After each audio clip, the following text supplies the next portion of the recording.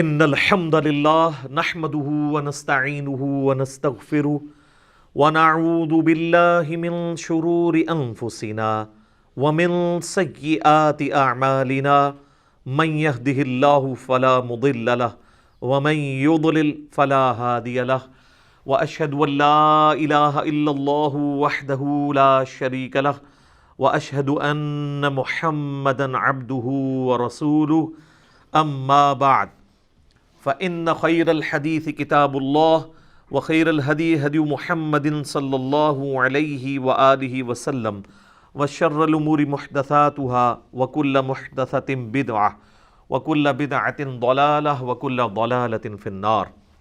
أعوذ بالله السميع العليم من الشيطان الرجيم من همزه ونفخه ونفثه. بسم الله الرحمن الرحيم.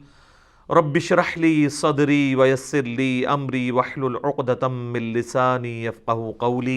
بسم الله الرحمن الرحيم. ان الله وملائكته يصلون على النبي يا ايها الذين آمنوا صلوا عليه وسلموا تسليما. اللهم صل على محمد وعلى آل محمد كما صليت على ابراهيم وعلى آل ابراهيم انك حميد مجيد. اللهم بارك على محمد وعلى آل محمد كما باركت على إبراهيم وعلى آل إبراهيم إنك حميد مجيد.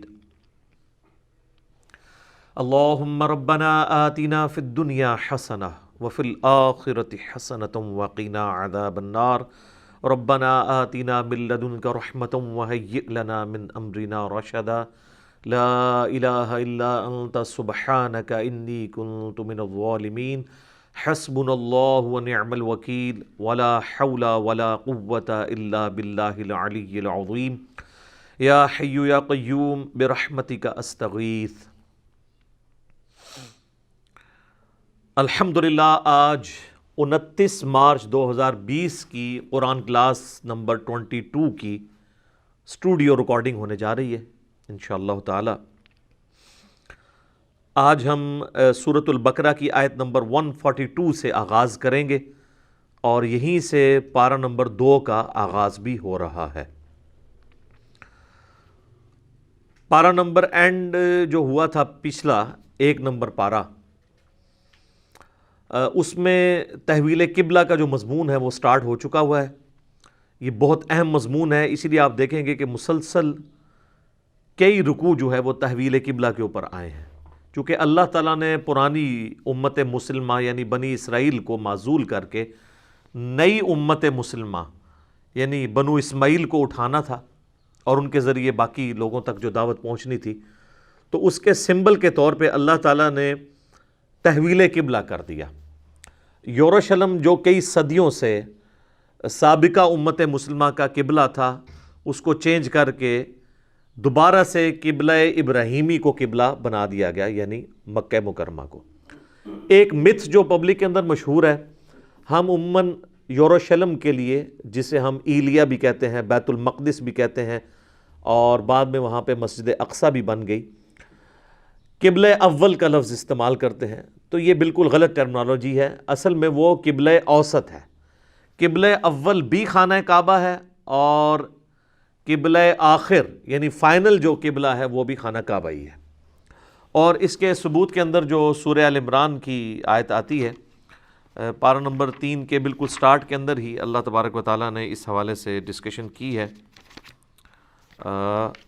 بلکہ پارہ نمبر 4 سورہ آل عمران کے اندر، کہ سب سے پہلا گھر جو اللہ تعالیٰ نے مقرر کیا تھا انسانیت کے لیے وہ یہی ہے. سورہ آل عمران آیت نمبر 96 پارہ نمبر 4 کا پہلا صفحہ ہے.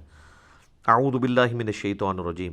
ان اول بیت وضع للناس، بے شک پہلا گھر جو کہ وضع کیا گیا تھا، مقرر کیا گیا تھا لوگوں کے لیے، للذی ببکۃ مبارکہ، وہ ہے جو شہر بکہ کے اندر ہے. یہ بکہ اور مکہ دونوں ہی ایک شہر کی پروننسیشنز ہیں، 2 لفظ استعمال ہوئے ہیں. جس طرح میں اکثر مثال دیتا ہوں کہ ہمارے پڑوسی ملک انڈیا کے اندر بامبے اور ممبئی، وہاں پہ بھی میم اور با کا فرق ہے، ایک ہی شہر کے لیے استعمال ہوتے ہیں. للذی ببکۃ مبارکا وہدی للعالمین، وہ ہے جو شہر بکہ یعنی مکہ کے اندر ہے، بابرکت ہے اور ہدایت ہے تمام جہان والوں کے لیے۔ فیہ آیات بینات مقام ابراہیم، وہاں پہ اللہ تعالیٰ کی کھلی نشانیاں ہیں جن میں سے ایک مقام ابراہیم ہے۔ ومن دخلہ کان آمنا، جو بھی اس شہر میں داخل ہو گیا وہ امن والا ہو گیا۔ وَلِلَّهِ عَلَى النَّاسِ حِجُّ الْبَيْتِ، اور لوگوں پر اللہ کا یہ حق ہے کہ اس بیت کا، اس گھر کا حج کریں۔ من استطاع الیہ سبیلا، جس میں بھی استطاعت ہو اللہ کے گھر کا حج کرنے کی۔ ومن کفر، اور جو کوئی روگردانی کرے گا، فإن اللہ غنی عن العالمین، تو بے شک اللہ تعالیٰ بے پرواہ ہے تمام جہان والوں سے، اللہ کو تو کوئی پرواہ نہیں جی۔ تو یہ حج کی فرضیت اس حوالے سے قرآن میں بھی آئی ہے، اسی آیت سورہ آل عمران آیت نمبر 96 کے کانٹیکسٹ میں۔ تو جب یہ ذکر ہوا کہ یہ پہلا گھر ہے تو یہ حضرت آدم علیہ السلام نے ہی اسے تعمیر کیا، بعد میں ابراہیم علیہ السلام نے اس کی بنیادیں اٹھائیں جو گم ہو چکی تھی۔ اور بخاری مسلم میں حدیث ہے، نبی علیہ السلام نے فرمایا، اے عائشہ، اگر مجھے تیری قوم کا خیال نہ ہوتا کہ یہ نئی نئی زمانے جاہلیت سے پھر کے اسلام کی طرف آئی ہے تو میں حتیم کو توڑ کر خانہ کعبے میں داخل کر دیتا اور اسے ابراہیمی بنیادوں پر کھڑا کر دیتا۔ ابراہیمی بنیادوں میں جو حتیم کعبہ ہے وہ کعبے کا حصہ ہے۔ وہ صحیح بخاری میں آتا ہے کہ مشرکین عرب نے اپنا جو حلال مال ہے، اکثر تو ان کا حرام ہی ہوتا تھا، حلال مال جوڑا اس کے لیے کہ اللہ کے گھر کی تعمیر کریں، تو ان کے پاس مال ختم ہو گیا تو انہوں نے پھر پورا کعبہ تعمیر کرنے کی بجائے حتیم کو جو ہے وہ چھوٹی سی دیوار بنا کے چھوڑ دیا، باقی حصے پہ کمرہ کھڑا کر دیا۔ اب وہ اللہ کی طرف سے ایک حکمت ہوئی کہ وہ حتیم باہر رہا، نبی علیہ السلام کی خواہش تھی اسے داخل کرتے، لیکن آپ نے کہا کہ لوگ کہیں گے کہ اس نے کعبہ توڑ دیا۔ اور بخاری مسلم میں الفاظ ہیں، ایک تو میں بیت اللہ کا دروازہ نیچا کر دیتا، دوسرا حتیم کو کعبے میں داخل کر دیتا۔ وہ نہ دروازہ نیچا ہوا ہے اور نہ حتیم کعبے میں داخل ہوا ہے۔ البتہ بیچ میں ایک کوشش ہوئی تھی، حضرت عبداللہ ابن زبیر رضی اللہ تعالیٰ عنہ نے اپنے دور کے اندر، صحیح مسلم میں ڈیٹیل ملتی ہے، انہوں نے باقاعدہ اماں عائشہ سے چونکہ یہ حدیثیں سنی تھی، وہ بھانجے بھی لگتے تھے، تو انہوں نے اپنے دور خلافت جو 9 سال کا ان کا بنتا ہے اس میں اس کو توڑ کے قبلہ شریف کو نیا تعمیر کیا۔ پھر بعد میں جب حجاج ابن یوسف نے ان کو شہید کیا تو اس نے ضد میں آ کے قبلہ کو دوبارہ سے توڑ کے بنایا اور اس میں پھر حتیم کو باہر نکال دیا۔ عبد الملک بن مروان اس وقت خلیفہ تھا بنو امیہ کا، حجاج ابن یوسف اس کا گورنر تھا حجاز میں اور عراق کے اندر۔ اس کو جب بعد میں پتہ چلا کہ یہ تو نبی علیہ السلام کی بھی خواہش تھی تو اس نے پھر کہا افسوس، یہ صحیح مسلم میں الفاظ ہیں، اگر مجھے پہلے پتہ ہوتا تو میں حجاج ابن یوسف کو کبھی اجازت نہ دیتا کہ وہ بیت اللہ کو توڑے عبداللہ ابن زبیر کی ضد میں۔ بہرحال پھر خلیفہ منصور کے زمانے کے اندر، یعنی جب بنو عباس کی حکومت آئی تو دوبارہ انہوں نے ارادہ کیا کہ ہم حتیم کعبہ کو کعبے میں داخل کر دیتے ہیں۔ تو امام مالک رحمہ اللہ تعالیٰ چونکہ وہ کافی اثر و رسوخ رکھتے تھے علمی طور پہ، انہوں نے پھر منصور کو مشورہ دیا کہ یہ کام تم نہ کرو ورنہ یہ حکمرانوں کی کھیل بن جائے گا، کل کو کسی اور کی حکومت آئے گی تو وہ بنو عباس، بنو امیہ، یہ خاندانوں کی ٹسل کو سمجھتے ہوئے کعبے کو توڑتے اور بناتے رہیں گے۔ چونکہ نبی علیہ السلام نے بھی فتنے کے ڈر سے اس کو روک دیا تھا، تم بھی اس سے رک جاؤ، تو وہ آج تک خانہ کعبہ اسی طریقے سے ہے۔ حجاج ابن یوسف نے جو تعمیر کیا تھا حتیم کعبہ جو ہے وہ خانہ کعبہ سے باہر ہی ہے، بل وہ ہم جیسے مسکینوں کے لیے ایک اللہ کی طرف سے نعمت ہے۔ آج بھی آپ دیکھیں وہ کعبے کا دروازہ کتنا اونچا ہے، وہ قد آدم سے بھی اونچا ہے، کم از کم 8-9 فٹ ہے۔ آپ یعنی یوں ایک 6 فٹ کا بندہ بھی ہاتھ رکھے تو جسٹ اس کی دہلیز تک پہنچتا ہے۔ صرف حکمرانوں کے لیے وہ سیڑھیاں لگائی جاتی ہیں، وہ پہلے بھی یہی کچھ ہی ہوتا تھا۔ تو عام لوگوں کو ایک ایسے کعبے میں داخل ہونے دیتے ہیں جس طرح آج کل صرف حکمرانوں کو جانے دیتے ہیں۔ تو یہ اللہ کی طرف سے کرم ہوا ہے کہ عام آدمی بھی کعبے کے اندر کھڑے ہو کے نماز پڑھ سکتا ہے۔ حتیم کعبہ میں کھڑا ہو تو وہ کعبے کے اندر ہے۔ اب حتیم چونکہ کعبے کا حصہ ہے، لہٰذا حتیم میں کھڑے ہو کے آپ کسی بھی طرف منہ کر کے نماز پڑھیں، جیسا کہ قبلے کے اندر بھی اکثر لوگ پوچھتے ہیں کہ خانہ کعبے کے اندر چلے جائیں تو کس طرح منہ کر کے نماز پڑھیں گے۔ جب آپ کعبے کے اندر چلے جائیں گے تو آپ جس طرح مرضی منہ کر کے نماز پڑھیں۔ بخاری مسلم میں حدیث ہے، حضرت بلال حبشی رضی اللہ تعالیٰ عنہ کہتے ہیں کہ میں نے نبی علیہ السلام کو خود دیکھا ہے خانہ کعبے کے اندر نماز پڑھتے ہوئے۔ اچھا، بخاری مسلم میں اور احادیث ہیں، کچھ صحابہ جو وہ انکار کرتے ہیں کہ نبی علیہ السلام نے کبھی بھی کعبے کے اندر نماز نہیں پڑھی، ہمیشہ باہر ہی پڑھی ہے۔ تو اس سے محدثین نے ایک بہت بڑا ایک رول اخذ کیا ہے علم حدیث کا، کہ اگر 2 صحابہ اپوزٹ سٹیٹمنٹس دے رہے ہوں تو جو صحابی اس کام کے ہونے کی تصدیق کرے نا اس کی بات کو فوقیت ہوگی، اور جو انکار کرے اس کی بات چھوڑ دی جائے گی، کیونکہ انکار تو لا علمی کی بنیاد پہ بھی ہو سکتا ہے، لاجیکل ہے۔ جس طرح کہ صحیح بخاری میں موجود ہے، عبداللہ بن عمر کہتے ہیں کہ میں نے نبی علیہ السلام یا ان کے صحابہ کو کبھی بھی مغرب سے پہلے 2 نفل پڑھتے ہوئے نہیں دیکھا، اور دوسری طرف بخاری مسلم میں کئی احادیث ہیں کہ صحابہ کرام مغرب سے پہلے 2 نفل پڑھا کرتے تھے، بعد میں حضور نے کہا کہ جس کی مرضی پڑھ لے، جس کی مرضی نہ پڑھے۔ تو اب عبداللہ بن عمر کے فتوے کو چھوڑ دیا جاتا ہے کیونکہ ان کا فتویٰ اگنورنس کی وجہ سے ہے۔ اب جس نے دیکھ لیا وہ تو نہیں جھوٹ بول رہا۔ اب اگر حضرت بلال یہ کہہ رہے ہیں کہ میں نے نبی علیہ السلام کو خود کعبے کے اندر نماز پڑھتے ہوئے دیکھا ہے، تو جو کہہ رہے ہیں میں نے نہیں دیکھا تو ظاہر ہے وہ بھی ٹھیک کہہ رہا ہے کہ اس نے نہیں نہ دیکھا، اس کا یہ مطلب تو نہیں کہ یہ نہیں ہوا تھا۔ تو یہ ایک بہت بڑا علم حدیث کا مسئلہ بھی اس سے اخذ کیا گیا۔ بل نبی علیہ السلام نے وہ باقاعدہ پھر حدیث میں آتا ہے کہ وہ ستونوں کے پاس نماز پڑھی، قبلے کے اندر کوئی چلا جائے، اس یعنی چوکور خانہ کعبہ جسے ہم کہتے ہیں، وہ جو اس وقت آلموسٹ آپ سمجھ لیں مربع شکل کا ہے، سکوئر شکل کا ہے، ابھی بھی خیر مکمل سکوئر نہیں ہے، اور اگر حتیم شامل کر لیا جائے تو پوری ایک پرفیکٹ مستطیل بنتی ہے، ریکٹینگولر۔ اس کے اندر اگر کوئی داخل ہو جائے تو جس مرضی دیوار کی طرف منہ کر کے نماز پڑھ سکتا ہے۔ حتیم بھی چونکہ قبلے کا حصہ ہے، لہٰذا حتیم میں بھی کوئی شخص کسی طرح منہ کر کے بھی نماز پڑھے، وہ کعبے کے اندر کھڑا ہے۔ لیکن ہمارے اسلاف کا طریقہ یہی رہا ہے کہ جب وہ حتیم میں نماز پڑھتے تھے تو وہ پھر اس بلڈنگ کی طرف منہ کر کے نماز پڑھتے تھے، اور اس میں لاجک بھی ایک عام آدمی جو ہے وہ مطلب جس کو یہ پتہ ہی نہیں ہے وہ تو پکڑ کے اس کا قبلہ ہی صحیح کرواتا رہے گا، ٹھیک ہے، لاجیکل ہے۔ اور دوسرا اس اعتبار سے بھی لاجیکل ہے کہ اس وقت جو قبلہ ہے نا جی، اس کی میجارٹی بلڈنگ تو اس بلڈنگ میں آئی ہوئی ہے، تھوڑا حصہ باہر ہے، تو اگر آپ سینٹر لگائیں نا تو وہ سینٹر بلڈنگ کے اندر ہی آتا ہے، اوورال بلڈنگ کا اگر سینٹر کیلکولیٹ کیا جائے تو اس میں اگر کوئی شخص کھڑا ہے قبلے کے اندر جائے اور قبلے کے سینٹر کی طرف منہ کر کے نماز پڑھے تو ایک لاجیکل ہے یہ چیز۔ تو بہرحال یہ جو قبلہ ہے یہ مسلمانوں کا قبلہ اول بھی خانہ کعبہ ہے، کیونکہ نبی علیہ السلام جب تک حرمین میں جب پہلے تھے، مکے میں ہجرت سے پہلے، تو قبلے کی طرف منہ کر کے نماز پڑھتے تھے۔ بل اس میں روایتوں میں آتا ہے کہ نبی علیہ السلام جو ہے وہ مستجاب دیوار کی طرف کھڑے ہوتے تھے، جو 70 انبیاء کا مصلی ہے یہ والا، جو حتیم کے اپوزٹ سائڈ پہ، اگر آپ پاکستان کی طرف سے دیکھ رہے ہیں یا انڈیا کی طرف سے دیکھ رہے ہیں تو یہاں پہ خانہ کعبے کا دروازہ آئے گا، یہاں پہ مقام ابراہیم ہے، اس کارنر پہ حجر اسود ہے، اور یہ جو ہے حتیم والی جگہ ہے۔ یعنی پاکستان سے اگر آپ ایریل ویو دیکھ سکیں نا سامنے تو آپ کو یہ ساری جگہ نظر آئیں گی۔ تو یہاں پہ 70 انبیاء کا مصلی ہے، جو کہ رکن یمانی سے حجر اسود تک، جو ابو داؤد میں آتا ہے کہ نبی علیہ السلام طواف کے دوران یہاں پہ دعا پڑھتے تھے، ربنا آتنا فی الدنیا حسنہ وفی الآخرۃ حسنۃ وقنا عذاب النار۔ تو یہ والی جو دیوار ہے، اگر اس طرف کوئی بندہ کھڑا ہونا تو اس کا رخ اس قبلے کی طرف تو ہوتا ہی ہے۔ جو بیت المقدس ہے وہ اس دیوار کے بالکل اپوزٹ سائڈ کے اوپر ہے، دونوں قبلوں کی طرف آپ کا منہ ہو جاتا ہے۔ اس لیے تو نبی علیہ السلام کو پھر بعد میں حکم دیا گیا، حضرت عمر کا بھی مشورہ تھا، اور صحیح بخاری مسلم میں آتا ہے اللہ تعالیٰ نے آیات نازل کر دی کہ وَاتَّخِذُوا مِن مَّقَامِ إِبْرَاهِيمَ مُصَلًّى، جو ہم پہلے پڑھ چکے ہیں کہ ابراہیم کے کھڑے ہونے کی جگہ کو اپنا مصلی بناؤ۔ اب ابراہیم کے کھڑے ہونے کی جگہ تو یہ تھی، اگر ابراہیم کے کھڑے ہونے کی جگہ بنائی جائے تو بیت المقدس تو رائٹ سائڈ پہ رہ جاتا ہے۔ تو یہ بھی قرآن میں اشارہ ہے کہ ابراہیم کا بھی قبلہ کون سا تھا؟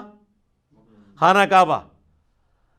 تو اس سے یہ بات پتہ چلی کہ ابراہیم علیہ السلام تک قبلہ خانہ کعبہ تھا، اس کے بعد بنی اسرائیل کے لیے انہی کی اولاد میں اسے یروشلم کیا گیا، اور پھر یروشلم سے دوبارہ قبلہ اول بنا دیا گیا اسے۔ تو یروشلم جو ہے قبلہ اوسط ہے، درمیانی قبلہ، کیونکہ اگر مقام ابراہیم یہ ہے تو مقام ابراہیم اگر یہاں پہ ہوتا پھر تو میں مان جاتا کہ دونوں قبلوں کی طرف منہ کرتے تھے۔ جب مقام ابراہیم ہے ہی ایسی جگہ کے اوپر ہے کہ جب صرف اسی قبلے کی طرف منہ ہو سکتا ہے، تو ابراہیمی قبلہ بھی خانہ کعبہ ہے، اور قرآن میں اس کا اشارتاً آگے ذکر بھی آئے گا کہ یہ اہل کتاب کو یہ پتہ ہے کہ اصل ابراہیمی قبلہ یہی ہے۔ اور اب آپ دیکھو گے جب یہ قبلہ چینج ہوگا نا تو یہ پھر تمہیں جو ہے تنگ کرنا شروع کریں گے۔ بڑے پیارے الفاظ ہیں، اور خصوصاً جو لوگ دعوت و تبلیغ کے کام میں جڑے ہیں ان کے لیے اس میں بڑی حکمت کے پھول ہیں کہ آپ نے اپنے ٹارگٹ کو سیٹ کر کے کام کرتے جانا ہے۔ جو بھونکنے والے لوگ ہیں نا ان کے منہ جو ہے نا، وہ اللہ تعالیٰ تو اپنے بارے میں بھی کہہ رہا ہے کہ میں بھی تمہیں اتنا ہی سمجھا سکتا ہوں جتنا سمجھا دیا، ان کے منہ تو بند نہیں ہو سکتے، اللہ ہے کہ اللہ تعالیٰ زبردستی کسی کو گونگا کر دے، باقی یہ چینج نہیں ہو سکتے کیونکہ دنیا میں اللہ نے کھلی چھٹی دی ہوئی ہے۔ تو ٹینشن نہ لی جائے، یہاں پہ مسلمانوں کو کہا جائے گا، اتنے پیارے الفاظ ہیں یہ زبردست، کہ جس میں مسلمانوں کو یہ گائیڈ لائنز ملتی ہیں کہ وہ جو پنجابی چسی محاورہ بولنا ہے نا کہ آٹا گوندیا ہلدی کیوں ہے، تو آٹا گوندنے کے لیے ہلنا تو پڑے گا. جب آپ ہلیں گے تو وہ یہ کہیں گے کہ ہل رہی کیوں ہے، جب ہلنا چھوڑ دیں گے آٹا گوند نہیں گوندا جائے گا، پھر کہیں گے جی آٹا گوند، تو کس طرف جائیں؟ تو انسان پھنس جاتا ہے. تو اس میں اشارہ یہ بھی آئے گا کہ ابراہیمی قبلہ یہی تھا، ہم نے دوبارہ کر دیا قیامت تک کے لیے. بیچ میں ہم نے کچھ پیریڈ کیا تھا، اور اس کی حکمت بھی یہ بتائی کہ جب آپ علیہ السلام، صحیح بخاری میں آتا ہے کہ ہجرت کر کے مدینہ شریف گئے تو آپ صلی اللہ علیہ وآلہ وسلم بیت المقدس کی طرف منہ کر کے نماز پڑھتے تھے. چونکہ وہاں پہ یہودی تھے، اتنی بڑی ٹکر لینا ممکن نہیں تھا، تو فی الوقت ایک کنسنسس ڈیولپ کرنے کے لیے تعالوا الی کلمۃ سواء بیننا وبینکم 17 مہینے، صحیح بخاری مسلم میں آتا ہے کہ نبی علیہ السلام نے بیت المقدس کی طرف منہ کر کے نماز پڑھی. کم از کم عام جو یہودی سادہ لوگ ہیں نا، ان کے دماغ میں یہ بات نہ آئے کہ یہ کوئی نیا ہی اس نے قبلہ کھڑا کر دیا. پھر 17 مہینے کے بعد نبی علیہ السلام کی تو خواہش پہلے دن سے یہی تھی کہ بیت اللہ ہی ہونا چاہیے. اللہ تعالیٰ یہ چاہ رہا تھا کہ بھئی کنسنسس ڈیولپ ہو. 17 مہینے کے بعد پھر تو کوئی یہ بہانہ نہیں نہ کر سکتا کہ یہ موسیٰ سے علیحدہ کو دین لے آیا ہے. بھئی جب تک 17 مہینے تک اس طرح منہ کر کے نماز پڑھ رہے تھے تو تم نے کوئی اس پیغمبر کو مان لیا ہے جو اب مان لینا ہے. اور دوسرا، آپس میں جب یہودی ملتے تھے نا، چیما گوئیاں یہ کرتے تھے کہ یہ تو کہتا ہے میں ابراہیمی ہوں، اگر ابراہیمی ہوتا تو ابراہیم کا قبلہ تو خانہ کعبہ تھا، یہ ہمارے قبلے کی طرف منہ کر کے کبھی نماز نہ پڑھتا. دیکھا، ایک ٹکٹ میں 2 مزے لیتے تھے. اور جب مسلمانوں سے ملتے تھے تو وہ کامن ٹرمز پہ بات کرتے تھے کہ باقی دیکھو نا قبلہ تو پھر ساڈا ہی ہے نا جی. جیسے سانو مولوی کہتے ہیں نمازاں تو پھر ساڈی مسجد ہی پڑھ دو جی، جناب تہاڈی مسجد ہی پڑھاں گے، مسجداں تے اللہ دیاں نے. اچھا، اور اندر یہ چیما گوئیاں کرتے تھے کہ یہ ہے ہی نعوذ باللہ جھوٹا ہے، اگر یہ واقعی ابراہیمی ہوتا نا تو اس کا قبلہ وہ ہونا چاہیے تھا. اس کا ذکر بھی پھر اشارتاً یہاں پہ آئے گا کہ یہ اہل کتاب جانتے ہیں، اور اگر یہ ہم قبلہ نہ چینج کرتے تو انہوں نے دوسرا بہانہ بنا لینا تھا. تو بیک وقت ایک بہانے کو تو ایڈریس کیا جا سکتا ہے، دوسرے کو نہیں کیا جا سکتا. لہٰذا آپ کو جو بار بار ہم سمجھاتے ہیں نا کہ کسی حد تک ہی کسی کے وسوسے سیٹل کیے جا سکتے ہیں. آپ قرآن سے آیات احادیث ہی دکھا سکتے ہیں، بس اب آپ کہیں کہ ہر نٹی گرٹی کا ایک ایک بال کی کھال اتار کے جواب دیا جائے تو یہ نہیں دیا جا سکتا. خاص حد تک ہی لوگوں کو سیٹسفائی کیا جا سکتا ہے. یہاں پہ بھی دیکھیں اللہ تعالیٰ نے سٹارٹ ہی کس سے کیا ہے. اعوذ باللہ من الشیطان الرجیم، بسم اللہ الرحمن الرحیم. سورۃ البقرہ آیت نمبر 142. سَيَقُولُ السُّفَهَاءُ مِنَ النَّاسِ، ان قریب لوگوں میں سے جو بے وقوف لوگ ہیں، لائی لگ لوگ، وہ کہیں گے ما وَلَّاهُمْ عَنْ قِبْلَتِهِمُ الَّتِي كَانُوا عَلَيْهَا، کس نے مسلمانوں کو اس قبلے سے پھیر دیا جس کی طرف یہ منہ کر کے نماز پڑھ رہے تھے. بیٹھے بٹھائے انہوں نے کیا ہویا، چنگے پلے ساڑھے منہ کر کے نماز پڑھ رہے.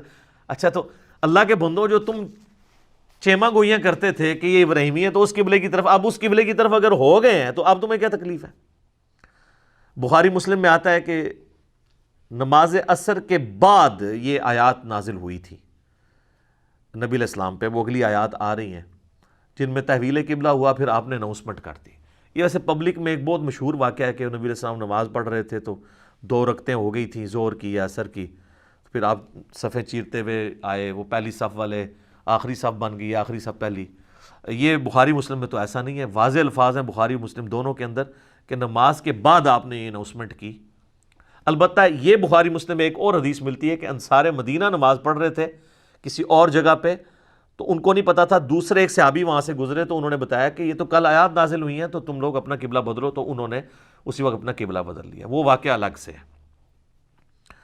تو اب اللہ تعالیٰ نے پہلے تو اینٹی وینم دیے نا جی، شہنشاہی جو اللہ کی ہے وہ والا جواب. قُلْ لِلَّهِ الْمَشْرِقُ وَالْمَغْرِبُ، اے نبی فرماؤ مشرق اور مغرب سب اللہ کے ہیں. اللہ کی مرضی جس طرح منہ کروائے کسی کو، تمہارا کیا لینا دینا. چاہے یورشلم ہو چاہے وہ بیت اللہ ہو، دونوں اللہ کے ہیں. اچھا، اور واقعی وہ بالکل اپوزٹ ڈائریکشن میں ہے. مسجد قبلتین ابھی بھی مدینہ شریف میں موجود ہے. جو لوگ عمرے پہ جاتے ہیں نا، اور مدینہ شریف میں وہ جو زیارتیں کروائی جاتی ہیں ان میں ایک مسجد قبلتین ہے. مدینہ شریف میں یہ حال ہے کہ ایگزیکٹ 180 ڈگری ہے. یعنی اگر قبلہ شریف اس طرف ہے نا تو بیت المقدس بالکل اس کے اپوزٹ ہے، 180 ڈگری. اور اس کا ثبوت یہ ہے کہ حرم مکہ میں جو مزاب رحمت ہے نا، آپ کو پتا جو حتیم میں گرتا ہے، خانہ کعبہ کا جو چھت سے بارش کا پانی جس پر نالے سے گرتا ہے اسے مزاب رحمت کہتے ہیں. خیر لوگوں نے بڑے عقیدے اس سے وابستہ کیے، وہ سونے کا بنا ہے، کہتے ہیں یہ تھلے جو نہ حلو جنتی ہو جائے گا، وہ کہتے ہیں جو خانہ کعبے کی چھت سے، تو وہ حالانکہ سورہ توبہ میں اللہ نے واضح فرمایا ہے کہ یہ لوگ مشرکین اب یہی کہتے تھے کہ دیکھو حاجیوں کی خدمت ہم کرتے ہیں، یہ کعبے کے متولی ہیں۔ اللہ نے فرمایا کہ اللہ پر ایمان لانا، آخرت پہ ایمان لانا، اس کے پیغمبروں کے ماننے کو انہوں نے کعبے کی خدمت کے ایکویلنٹ سمجھ لیا ہوا ہے، اصل دین تو وہ ہے۔ اچھا وہ مذہب رحمت ہے نا، جو مذہب رحمت کا رخ جو ہے مدینہ شریف کی طرف ہے، تو وہ جو صوفی ٹائپ لوگ ہیں وہ کہتے ہیں کہ یہ خانہ کعبہ خود اشارہ کر رہا ہے کہ اصل قبلہ وہ ہے، تو وہ مدینہ شریف کی طرف اگر روح ہے، تو میں نے آپ کو پہلے بتایا کہ یہ جو مستجاب جو مسلح، یہ دیوار جو ہے یہ 70 انبیاء کا مسلح ہے، تو وہ اس مسلح کا پریکٹیکل رخ مدینہ شریف کی طرف بھی ہے، بیت المقدس کی طرف ہے، لہٰذا یہ پتہ چل گیا کہ مدینہ شریف اس طرف ہے، ٹھیک ہے۔ اب مدینہ شریف بھی اس طرف ہے اور بیت المقدس بھی اس طرف ہے، پہلے مدینہ آئے گا، بیت المقدس تو اس کے آگے آئے گا، تو لہٰذا اگر مدینہ یہاں پہ ہے تو مدینہ شریف میں کعبہ اس طرف ہوگا اور بیت المقدس اس طرف، بالکل 180 ڈگری۔ تو وہ مسجد قبلتین جو ہے نا مدینہ شریف میں، اس میں انہوں نے 2 محراب بنائے ہوئے ہیں۔ جو فزیکل محراب جہاں پہ امام کھڑا ہوتا ہے نا، وہ تو زمین کے اوپر ہے، اور بالکل اس کی اپوزٹ دیوار میں انہوں نے فرسٹ فلور کے اوپر نا ہلکا سا محراب کا نشان بنایا کہ پہلے قبلہ یہاں پہ ہوتا تھا، کہ وہیں پر یہ آیات نازل ہوئی تھیں تحویل قبلہ کی۔ تو اللہ تعالیٰ ماتا مشرق و مغرب اللہ کے ہیں، جس طرح مرضی منہ کروائے، تم لوگوں کو کیا تکلیف ہے؟ یہدی من یشاء الی صراط مستقیم، وہ جسے چاہتا ہے نا سیدھے راستے کی طرف رہنمائی دے دیتا ہے۔ اور اب ہمارا اور آپ کا ذکر ہو رہا ہے، وَكَذَلِكَ جَعَلْنَاكُمْ أُمَّةً وَسَطًا، اور بالکل اس طریقے سے اے مسلمانوں ہم نے تمہیں معتدل امت بنایا ہے، لِتَكُونُوا شُهَدَاءَ عَلَى النَّاسِ، تاکہ تم گواہ ہو جاؤ باقی ساری انسانیت کے اوپر، وَيَكُونَ الرَّسُولُ عَلَيْكُمْ شَهِيدًا، اور یہ اللہ کے رسول تم پر گواہ ہو جائے۔ یہ بڑی اہم آیت ہے، شہادت علی الناس۔ اصل میں شہادت علی الناس یہ ہے کہ اللہ کا پیغام جو پیغمبروں کے ذریعے انسانیت تک آتا ہے وہ آپ نے باقی انسانیت تک پہنچانا ہے، اسے کہتے ہیں شہادت علی الناس۔ مولانا مودودی رحمہ اللہ کی ایک کتاب بھی، اس کا نام بھی شہادت علی الناس ہے۔ لوگوں کو پتہ ہی نہیں کہ اصل شہادت کا مطلب کیا ہے، ہم تو جو اللہ کی راہ میں قتل ہو جائے اسے شہید کہتے ہیں، وہ اس کا ایک جز ہے، اسے شہید کیوں کہا جاتا ہے؟ شہید کہتے ہیں گواہ کو، وہ کیا گواہی دے رہا ہوتا ہے؟ وہ یہ گواہی دے رہا ہوتا ہے کہ دیکھو میں اس دین کو اتنا برحق سمجھتا ہوں کہ میں نے آج اپنی جان بھی اس کے لیے دے دی، میں نے اپنے عمل سے ثابت کر دیا کہ اسلام حق ہے، میں نے شہادت دے دی، گواہی دے دی۔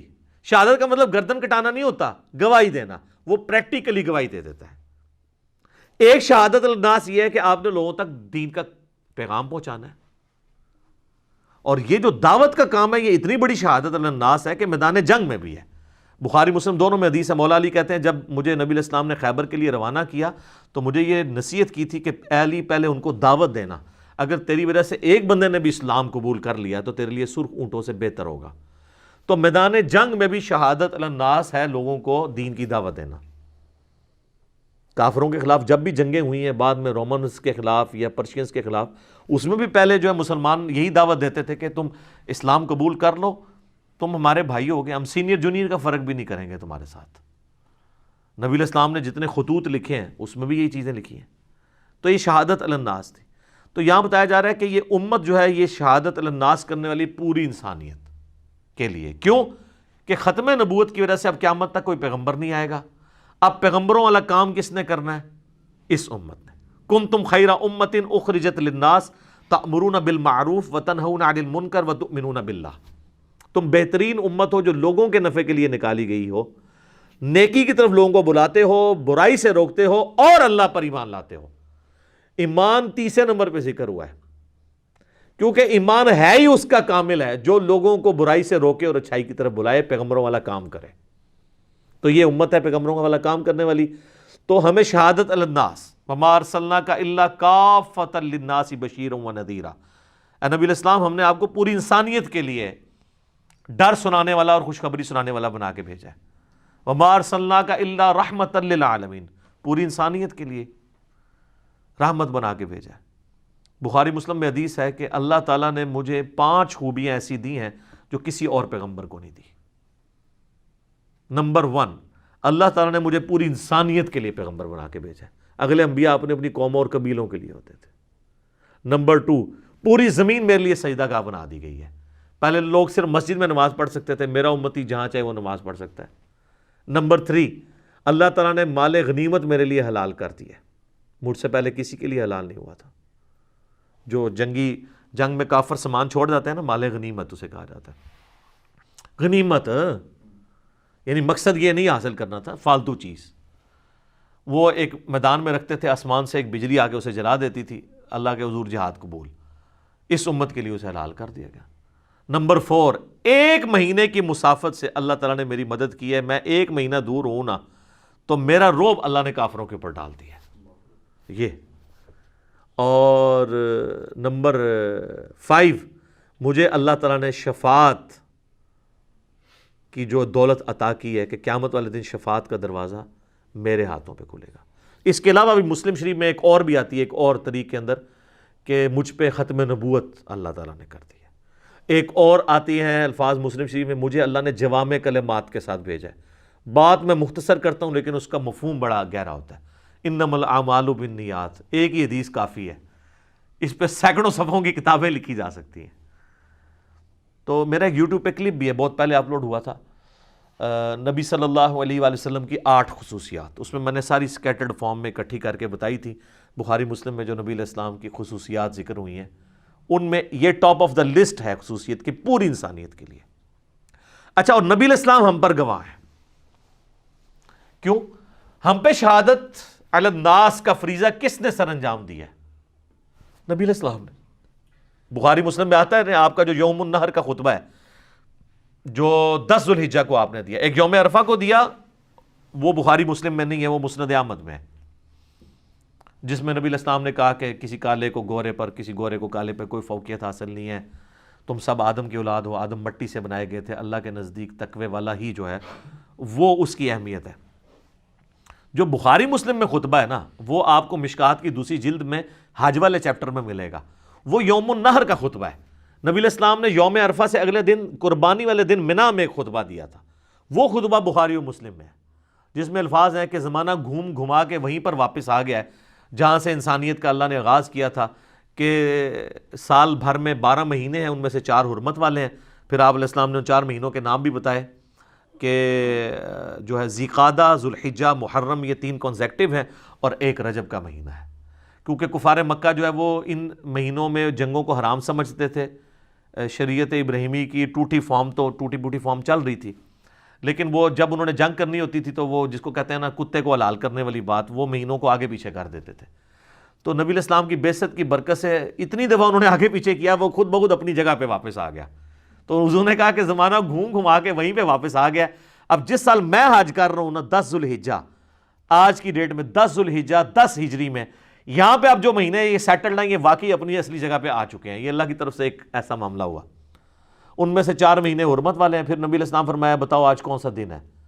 تو صحابہ کرام خاموش. کہا اللہ اس کا رسول بہتر جانتے ہیں. یہ کون سا مہینہ ہے؟ یہ کون سی جگہ ہے؟ تو صحابہ کہتے ہیں ہم خاموش اس لیے ہوئے، ہمیں پتہ تو تھا، ہم خاموش اس لیے ہوئے کہ شاید اللہ کے نبی علیہ السلام اس کو چینج کرتے ہیں. پھر آپ فرمایا کہ یہ کیا ذوالحجہ کا حرمت والا مہینہ نہیں ہے؟ اور یہ یوم النحر قربانی کا بابرکت دن نہیں ہے؟ اور کیا یہ مکہ، شہر مکہ نہیں ہے حرمت والا؟ تو یاد سب نے کہا بلا یا رسول اللہ. آپ نے فرمایا کہ جس طرح یہ دن، یہ مہینہ اور یہ شہر مکہ اللہ کے نزدیک عزت والا ہے، اسی طرح ایک دوسرے کی جان، مال، عزت، آبرو اسی طریقے سے حرام ہے جس طرح کہ اس کی حرمت کو پامال کرنا حرام ہے.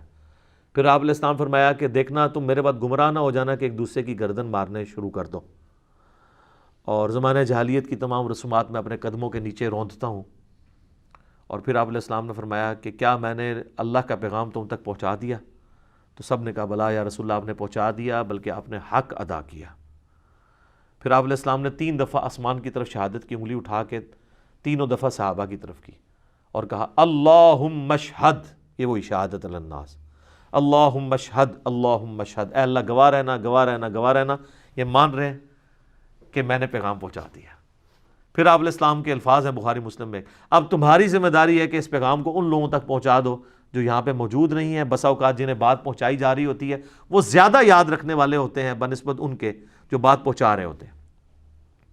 اور محدثین جب یہ حدیث بیان کرتے تھے تو کہا کرتے تھے صدق رسول اللہ، واقعی رسول اللہ نے سچ کہا تھا کہ قرآن تو عرب میں آیا، نبی علیہ السلام تو عرب میں آئے، لیکن اللہ نے خدمت جو ہے وہ عجمیوں سے لی۔ آپ دیکھ لیں ہمارے احادیث کے جتنے بڑے بڑے امام ہیں یہ سب کے سب عجمی ہیں۔ امام بخاری جو ہیں وہ رشیا سے ہیں، امام مسلم جو ہے وہ ایران سے ہیں، آج بھی وہاں پہ آپ کو نیشا پور جگہ ملے گی جہاں پیدا ہوئے۔ امام ابو داؤد اور امام ترمذی جو ہیں وہ افغانستان کے ہیں۔ اور آپ دیکھیں سعودیہ کے چینل پہ بھی حدیثیں چل رہی ہوتی ہیں رواہ البخاری رواہ المسلم، تو بخاری مسلم دونوں عجمی ہیں، اللہ نے خدمت لے لی ہے، نبی علیہ السلام نے پہلے اشارہ فرما دیا تھا، تو اللہ نے کمپنسیٹ کیا ہے، نبی علیہ السلام کو بھیجا عربیوں میں، دین کا تلوار کے ذریعے کفار پہ مسلط کر کے غلبہ عربیوں کے ذریعے کروایا، اور بعد میں پھر عجمیوں کے ذریعے علمی خدمت لی، اور بعد میں جو تلوار والی خدمت ہے وہ بھی عجمیوں سے لی ہے۔ ٹرکس کون ہے؟ عجمی ہیں، تاتاریوں کی اولاد ہیں، لیکن یہ تلوار خام خواہ نہیں سونتی گئی ہے بدماشوں کو اکھاڑنے کے لیے۔ جس طرح آپریشن کرنے کے لیے نشتر تو چلانا پڑتا ہے، آج تک کسی ڈاکٹر کو کسی نے نہیں کہا کہ آپ نے اپینڈکس کے لیے یہ نشتر کیوں چلایا ہے، تو یہ تلوار اس طریقے سے چلی، خام خواہ نہیں کسی کے اوپر چلی، یہ تلوار لوگوں کی ظلم والی تلواروں کو روکنے کے لیے چلی ہے۔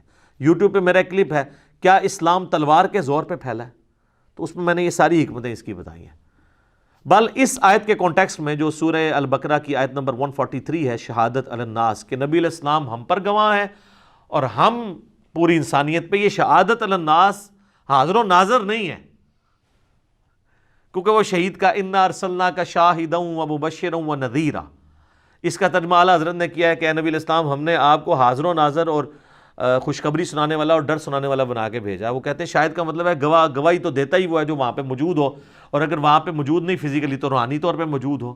تو میں نے اس پہ ڈیٹیل لیکچر دیا، مسئلہ نمبر 7، 2 گھنٹے میں ان کے سارے وصف سے جو قرآن و سنت سے یہ پیش کرتے ہیں نا، ایک ایک کر کے سیٹل کیے ہیں، وہ 1000 لوگوں کی توبہ کا سبب وہ لیکچر بنا ہے، مسئلہ نمبر 7 کے نام سے۔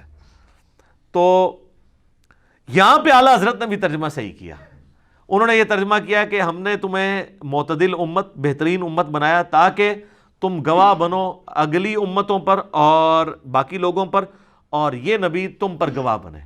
اب یہاں پہ حاضر و ناظر ترجمہ اس لیے نہیں کیا کہ یہ ترجمہ پھر یہ بننا تھا تاکہ یہ امت حاضر و ناظر ہو جائے باقی امتوں کے اوپر اور رسول اللہ تم پر، تو پھر بڑے حاضر و ناظر تو امت ہو گئی یہ والی، یہ امت زیادہ بڑی حاضر و ناظر ہوگی اس ساری امتوں پہ۔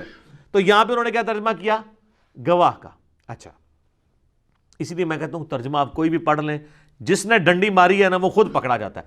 اعلیٰ حضرت خود اپنے ترجمے میں پکڑے گئے ہیں، یہاں پہ انہوں نے ترجمہ ٹھیک کیا۔ اسی طریقے سے سورہ حج کی آیت نمبر 78 جو ہے، ملت ابیکم ابراہیم هو سماکم المسلمین، وہاں پہ بھی یہ الفاظ ہیں، یہ پارہ نمبر 17 جہاں پہ اینڈ ہوتا ہے نا سورہ حج، اعوذ باللہ من الشیطان الرجیم، وجاہدوا فی اللہ حق جہادہ هو اجتباکم وما جعل علیکم فی الدین من حرج، وہی اللہ ہے جس نے تمہیں چن لیا ہے اور تمہارے دین میں کوئی تنگی نہیں رکھی۔ ملت ابیکم ابراہیم، پیروی کرو اپنے باپ ابراہیم کی ملت کی، ہوا سماکم المسلمین، جس نے تمہارا نام مسلمان رکھا تھا، مسلم صفت نہیں، نام، من قبل وفی ھذا، اس قرآن کے نزول سے پہلے ابراہیم نے رکھا اور اللہ نے اس میں تمہارا نام مسلم رکھ دیا۔ لیکون الرسول شہیدا علیکم، تاکہ رسول اللہ تم پر گواہ بن جائیں، وتکونوا شہداء علی الناس، اور تم باقی لوگوں پر گواہ بن جاؤ۔ یہاں پہ بھی اعلیٰ حضرت نے ترجمہ کیا گواہ، حاضر و ناظر نہیں کیا، یہ سیم وہی آیت ہے۔ وَأَقِیمُوا الصَّلَاةَ وَآتُوا الزَّکَاةَ، اور قائم رکھو نماز کو اور ادا کرو زکوٰۃ، وَاعْتَصِمُوا بِاللَّهِ، اور چمٹ جاؤ اللہ سے، اور اللہ سے چمٹنا کیا ہے؟ وَاعْتَصِمُوا بِحَبْلِ اللَّهِ جَمِيعًا وَلَا تَفَرَّقُوا، قرآن جو غدیر خم کی حدیث میں قرآن اور اہل بیت صحیح مسلم میں آیا، یہ اللہ کی رسی ہے قرآن۔ وَمَوْلَاكُمْ، وہی تمہارا پشت پناہ ہے، فَنِعْمَ الْمَوْلَى وَنِعْمَ النَّصِيرُ، تو کیا ہی خوب مولا ہے اور کیا ہی بہترین مددگار ہے وہ اللہ۔ تو ان 2 جگہ پر سورہ البقرہ کی آیت نمبر 143 اور سورہ حج کی آخری نمبر آیت 78، دونوں جگہ اعلیٰ حضرت نے بھی حاضر و ناظر ترجمہ نہیں کیا بلکہ گواہ کیا ہے۔